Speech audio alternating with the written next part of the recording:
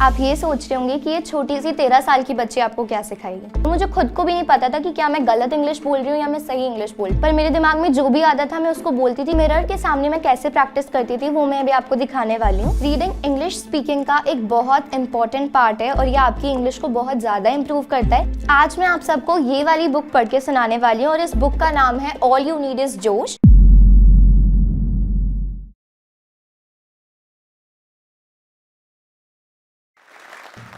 Hi everyone, I am तेजस्वी राजपूत। मैं 8th class में हूँ और मैं 13 इयर्स की हूँ। आज मैं जोश टॉक्स में आई हूँ और आज मैं आपको ये बताने वाली हूँ कि मैंने अपनी स्कूल टाइम में ही अपने बेटर फ्यूचर के लिए इंग्लिश कैसे सीखी। तो सबसे पहले आप ये पूछेंगे कि इंग्लिश सीखनी क्यों है। सबसे पहले मैं आपको इसका आंसर दे देती हूँ। इंग्लिश सीखनी इसलिए है क्योंकि English is still the most widely spoken language in the world. सबसे ज़्यादा इंग्लिश का ही प्रयोग करते हैं हम और इंग्लिश का प्रोफेशनल लाइफ में बहुत ज़्यादा यूज़ होता है। और थर्ड रीज़न ये है कि आजकल इंटरनेट पे सब कुछ इंग्लिश में ही अवेलेबल है, तो बहुत इंपॉर्टेंट है हम सभी के लिए इंग्लिश को सीखना। तो मैं आपको बताने वाली हूँ कि मैंने इंग्लिश कैसे सीखी, वो भी स्कूल लाइफ में। आप ये सोच रहे होंगे कि ये छोटी सी 13 साल की बच्ची आपको क्या सिखाएगी, and it is pretty obvious to think that, क्योंकि जब भी मैं कंटेंट क्रिएट करती हूँ, इंग्लिश सिखाती हूँ अपने दूसरे सोशल मीडिया प्लेटफॉर्म्स पे, तो मोस्टली लोगों के कमेंट्स यही होते हैं कि इतनी छोटी सी बच्ची हमें क्या सिखाएगी। तो मैं आपसे रिक्वेस्ट करती हूँ कि आप ये पूरी वीडियो देखिए, 10 से 15 मिनट्स की है ये, ताकि आपको पता चले कि इंग्लिश कैसे सीखी जाती। तो मैंने 3 स्टेप्स से सीखी, रीडिंग, स्पीकिंग एंड राइटिंग। तो रीडिंग के लिए मैंने बुक्स रीड करी, मैंने नॉवेल्स रीड करी, मैंने न्यूज़पेपर रीडिंग करी और मैंने पैम्फलेट्स पढ़े। जो भी नोटिस बोर्ड पे लिखा रहता था मेरे स्कूल में वो मैं रीड कर लेती थी। मैंने बुक्स ऐसी रीड करी जो चाइल्डहुड में बुक्स रीड करते हैं, जैसे कि पिक्चर बुक्स जो होती है, जैसे पीटर पैन की बुक हो गई और Tenali Raman, Akbar and Birbal stories, Panchatantra stories. ये सब स्टोरीज रीड करने में मुझे बहुत मज़ा आता था बचपन में। So that is how I learned English in the beginning. Reading English speaking का एक बहुत इंपॉर्टेंट पार्ट है और ये आपकी इंग्लिश को बहुत ज़्यादा इंप्रूव करता है। मेरी भी 60% इंग्लिश रीडिंग की वजह से इंप्रूव हुई थी। तो अब मैं आपको बताने वाली हूँ कि मैं एग्जैक्टली बुक रीड कैसे करती थी। आज मैं आप सबको ये वाली बुक पढ़ के सुनाने वाली हूँ और इस बुक का नाम है ऑल यू नीड इज़ जोश। इस बुक में से मैं आपको ओयो फाउंडर रितेश अग्रवाल की स्टोरी सुनाने वाली हूँ। So let's begin. अभी आप अच्छे से नोटिस करना कि मैं कहाँ पॉजेज लेती हूँ, कहाँ वॉइस मॉड्यूलेशन करती हूँ। सो उस चीज़ का आप लोगों को ध्यान देना है। Bisamkatak is a small obscure town in the Rayagada district of Odisha.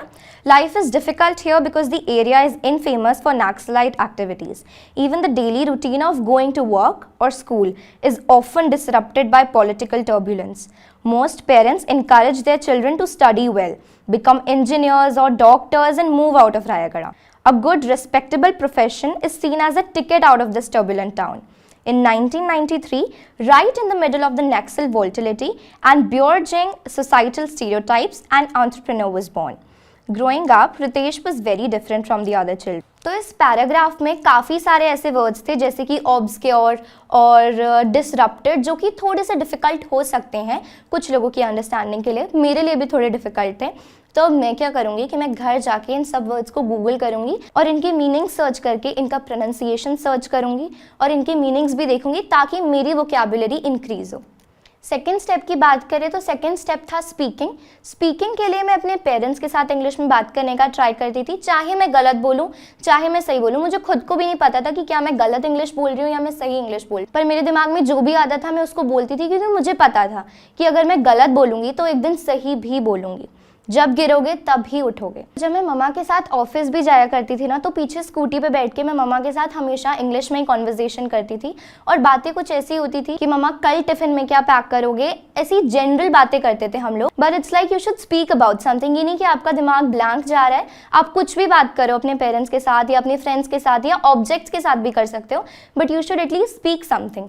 और बेटर पता है क्या रहेगा कि आप मिरर के सामने खड़े होकर अपने आप को देखो कि आप क्या गलतियां कर रहे हो और फिर उस सेंटेंस को वापस रिपीट करके अपने आप को करेक्ट करो, because this is how I did. तो मिरर के सामने मैं कैसे प्रैक्टिस करती थी वो मैं अभी आपको दिखाने वाली हूँ। जैसे मेरे सामने मिरर है, मैं उसके सामने खड़ी होकर अपना इंट्रोडक्शन की जब प्रैक्टिस करती थी तो मैं एक लाइन को कम से कम 2 टाइम्स रिपीट करती थी, फिर उस पूरे पैराग्राफ को कम से कम 2 से 3 बार रिवाइज करती थी, क्योंकि जब तक मैं बार बार नहीं बोलूँगी तब तक मैं सीखूंगी नहीं। तो बार बार बोल के मैं आपको बताती हूँ मैं कैसे करती थी। So my name is Tejaswi Rajput, my name is Tejaswi Rajput. इसको बस एक बार रीड आउट कर लिया, बार बार रट्टा नहीं मार, because in that way you will never be able to learn. उसके बाद दूसरी लाइन पे आए, I am in grade 8, I am in grade 8, पहले उसको रिवाइज किया, फिर वापस उसको दोनों लाइन्स को बोला, I am Tejashwi Rajput, I am in grade 8, फिर उसके बाद थर्ड लाइन पे मूव ऑन करें। ऐसे करके मैंने अपना इंट्रोडक्शन याद किया था when I was a kid. अगर अब तीसरे स्टेप की बात करें तो वो है writing, and this is very very important, क्योंकि ये बहुत ज़्यादा वैल्यू होल्ड कर दे। लोगों को पढ़ना भी आ जाता है, लोग हल्का फुल्का बोल भी लेते हैं, बट प्रॉब्लम कहाँ आती है कि ईमेल्स कैसे लिखें, कैप्शंस कैसे लिखें, टेक्स्ट कैसे टाइप करें, अपने फ्रेंड्स को मैसेजेस कैसे भेजें। तो उसके लिए मैंने क्या किया था, मैंने फिक्शनल स्टोरीज अपने माइंड में क्रिएट करी। कुछ भी ऐसी कहानियाँ जो मेरे साथ हुई भी नहीं है वो मैं झूठी कुछ भी अपनी डायरीज़ में लिख देती थी, नोटबुक्स में और डायरीज़ में, और वैसे ही मेरी इंग्लिश इंप्रूव हुई। कुछ भी लिखती थी कि मेरा दिन कैसा गया, या अगर मुझे किसी की कंप्लेन करनी होती थी कि मम्मा आज दीदी ने मेरे साथ ये किया, तो वो भी मैं डायरी में लिखा करती थी, और लेटर्स लिखती थी मैं मम्मा को।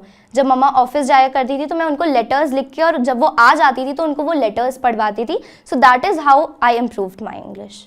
तो मैं ये नहीं कह रही कि मैं इंग्लिश में बहुत ज़्यादा परफेक्ट हूँ, I still need to work upon my English a bit, I still need to brush it up, because कोई भी लैंग्वेज ऐसी नहीं है कि आपने थोड़ी बहुत सीख ली तो इट्स इनफ, नहीं, आपको टाइम के साथ अपडेट होना पड़ता है।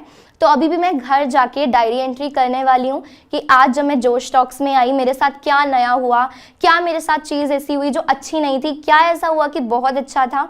तो मैं ये सारी चीज़ें अपने डायरी में लिखने वाली हूँ। So that is how I think I will improve my English. तो अभी मैंने आपको 3 स्टेप्स बताए, रीडिंग, स्पीकिंग एंड राइटिंग। तो अब आपको कमेंट सेक्शन में बता रहे हैं कि आप अपनी इंग्लिश स्पीकिंग की तैयारी किस तरह से करने वाले हैं। अगर आप भी इस वीडियो के एंड तक आ गए हैं तो मेरी तरह आप भी इंस्पायर जरूर हुए होंगे।